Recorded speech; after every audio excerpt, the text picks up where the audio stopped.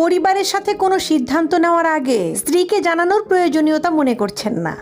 প্রায় সবার সামনেই অপমান করে বসেন, ছোট করে কথা বলেন।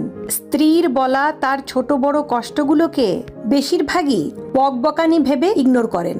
পরিবারের সবার জন্য খরচ করছেন স্বেচ্ছায়, দায়িত্ব নিয়ে, অথচ স্ত্রীর কোনো কিছু প্রয়োজন হলে আপনার পেছনে হাজারখানি কথা খরচ করা লাগে। অফিসের বস থেকে শুরু করে আত্মীয় স্বজন, এলাকাবাসী সবার সামনে আপনার রাগ কন্ট্রোল হয়।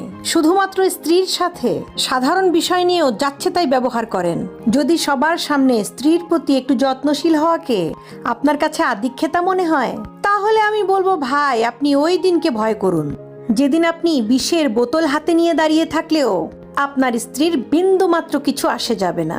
কারণ কোনো মেয়ে কিন্তু পেটের দায়ে বিয়ে করে না যে আপনি 3 বেলা ভাত কাপড় দিচ্ছেন আর আপনার ডিউটি শেষ।